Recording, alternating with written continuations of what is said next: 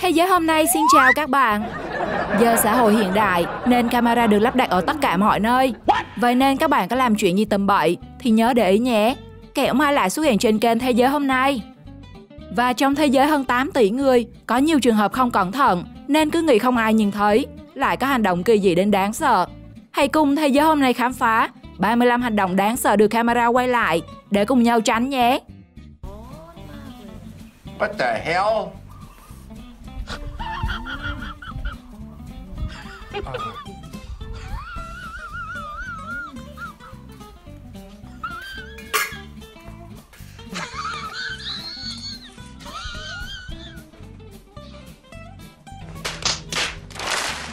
Chỉ vì không muốn phải đi học, cậu bé đã dứt khoát đâm thủng bánh xe ô tô của ba mẹ. Tuổi nhỏ mà đã quyết đoán đến thế đấy. Tưởng rằng làm thế không ai biết. Nào ngờ mẹ cậu đã check camera và thấy toàn bộ sự việc. Theo bạn cậu bé có ổn không?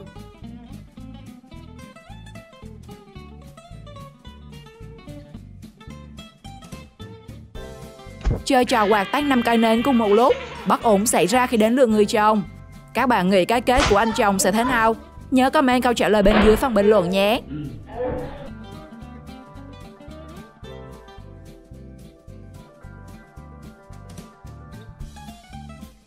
Camera đã quay được cảnh chơi trò bịt mắt của một nhóm đàn ông khiến ai cũng thắc mắc. Không biết bịt kín không mà sao chỉ mỗi anh mặc áo đen là chịu đòn từ đầu đến cuối. Và người bị bịt mắt thì hoặc không chọt phát nào.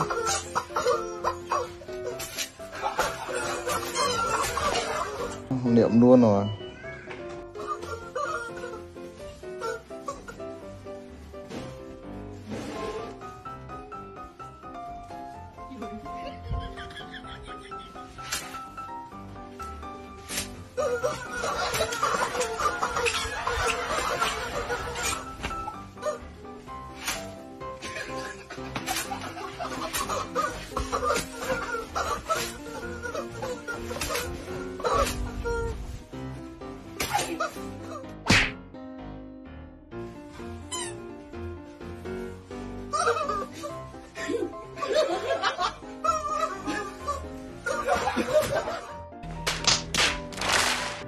Đưa thằng bạn rủ cả nhóm về nhà nhậu. Thanh niên hối hả chạy nhanh đến nỗi lạng tay lái đâm sầm vào cổng nhà. May mắn là không sao và cũng kịp tới chỗ nhậu.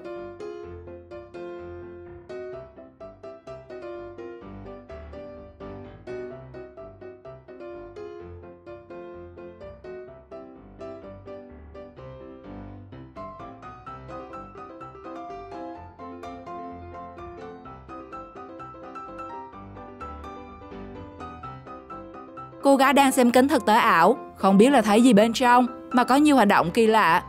Nó khiến anh chàng người yêu phản ứng cực gắt, cướp luôn cái kính và có hành động cũng lạ không kém.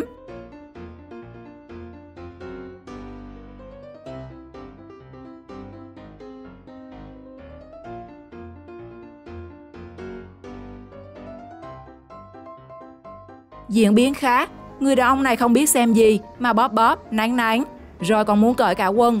Bạn nào biết ông ấy xem gì thì comment cho mọi người tham khảo bên dưới phần bình luận nhé.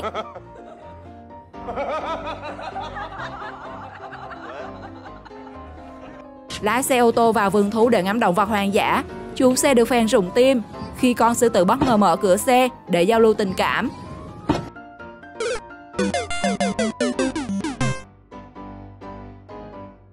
Niệm luôn rồi. Ông chồng trong đoạn clip đã có màn ném đá giấu tay hết sức cao tay, nhưng lại quên rằng cái camera trong nhà vẫn đang hoạt động. Vậy nên các anh chồng có lỡ làm sai thì cứ thẳng thắn thừa nhận để được pháp luật khoan hồng.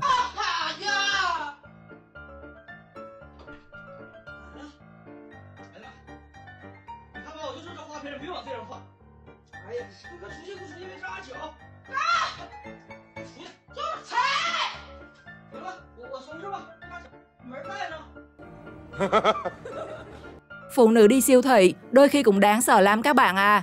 Không chỉ ở khả năng tiêu tiền mà còn nhiều vấn đề khác. Như người phụ nữ trong đoạn video đã được camera quay lại này, đáng lẽ phải dừng xe trước cửa, nhưng người này đã lao qua một loạt đồ đạc, băng qua lối vào và tiếp tục càn quét dọc khu mua sắm.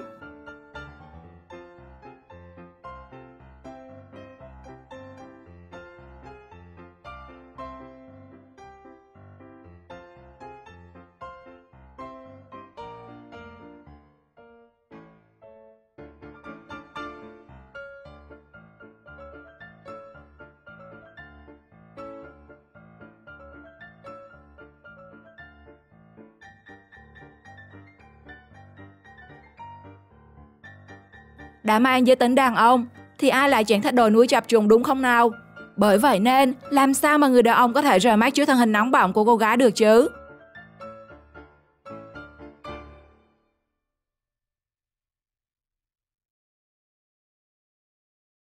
Đến giờ mới biết, ngoài những người phụ nữ hai lưng, còn có phụ nữ có hai mông các bạn à.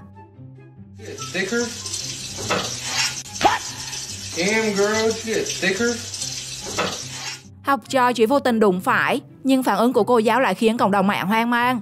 Khi chẳng những đá chân em học sinh, mà còn nắm áo, kéo đẩy em một cách thô bạo.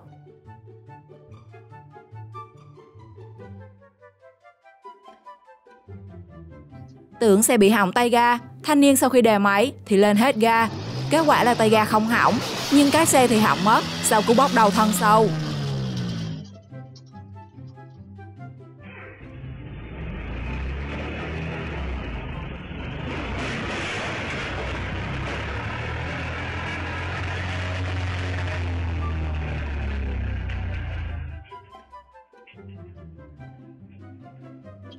Em đi học rồi.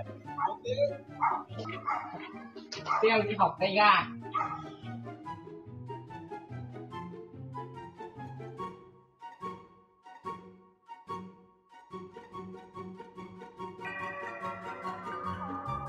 Ai cũng bảo đẻ con gái cho Thùy Mỹ nết na. Hai vợ chồng nhà này nào biết sẽ được cô con gái cưng tặng cho một phen hú vía.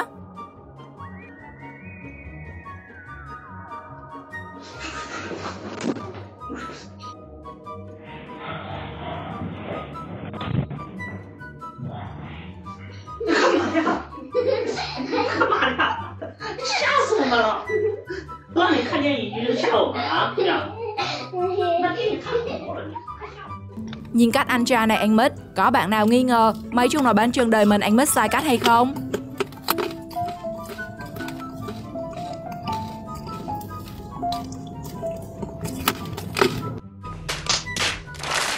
Dù bị nhốt trong khu vực riêng, nhưng con khỉ vẫn có phản ứng đáng sợ với mọi người bằng cách ném đồ vật, và chẳng may nó lại trúng phải một cậu bé. Do vậy nếu có đi sở thú, các bạn nhớ trông con em mình cẩn thận nhé.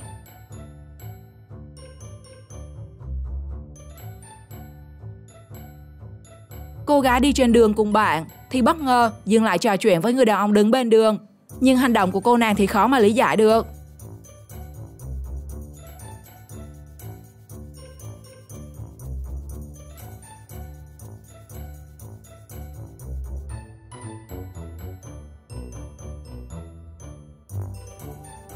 Nếu người nữ nhân viên không cẩn thận dùng tay che lại miếng cẩm thạch, chắc là nó đã không cánh mà bay, chứa màn diện của cặp đôi mua hàng.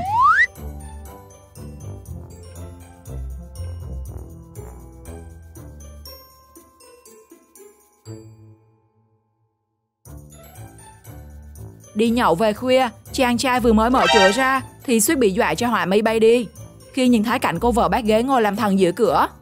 Có bạn nam nào đã từng gặp phải tình huống này thì chia sẻ cảm giác cho mọi người biết nhé.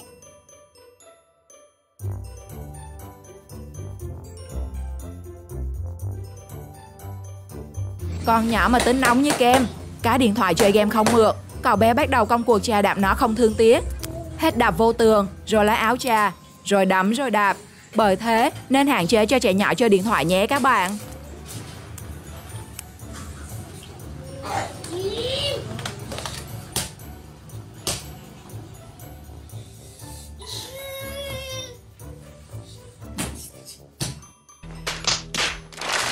Các bạn có tin là có ma không? Từ hình ảnh camera quay được cho thấy chiếc xe máy chạy một mạch trên đường mà chẳng ai điều khiển. Sau đó thì nó lại bất ngờ quẹo vào cửa tiệm bên đường, làm ai nấy đều hoang mang, không biết chuyện gì đang xảy ra.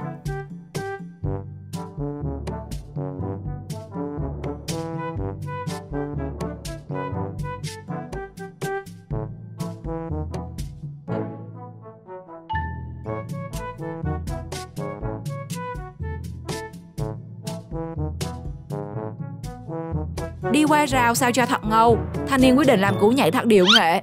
Nhưng có ai ngờ, thay vì đáp xuống bàn chân, anh chàng ngã luôn nguyên con, khiến mọi người liền cất tiếng bài ca sông quê. Dù ở hai thế hệ khác nhau, nhưng cả hai ông cháu trong đoạn video này đều là fan cứng của phim kiếm hiệp. Và tất nhiên, những cuộc so tài giữa họ sẽ không bao giờ có hồi kết.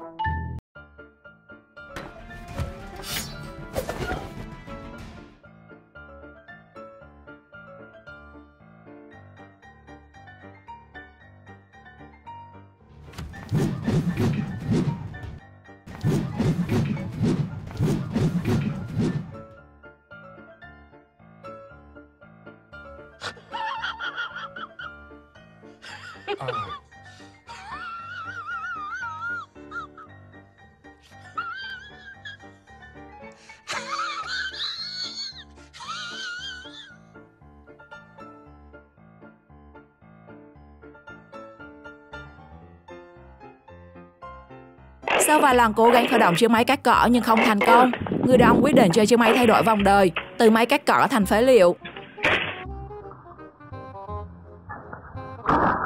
Phụ nữ và giày cao gót không bao giờ có thể tách rời, các bạn thấy có đúng không?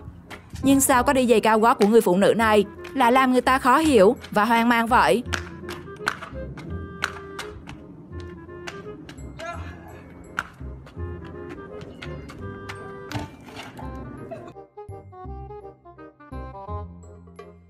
Ghi lại khoảnh khắc đi máy bay, thanh niên vô tình quay được cảnh máy bay bay đi nhưng bánh thì ở lại. Theo bạn liệu chuyến bay này có hạ cánh an toàn hay không?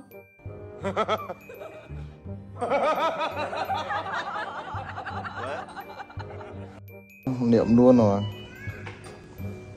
Cũng là xe kéo, nhưng con vật kéo xe này lạ lắm, và cái kết nó cũng thốn đến tận rốn.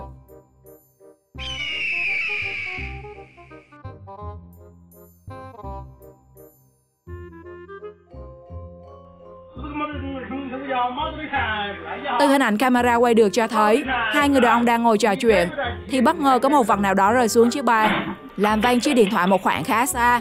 Cứ tưởng tượng vật đó mà rơi trúng đầu của hai người thì chắc toang.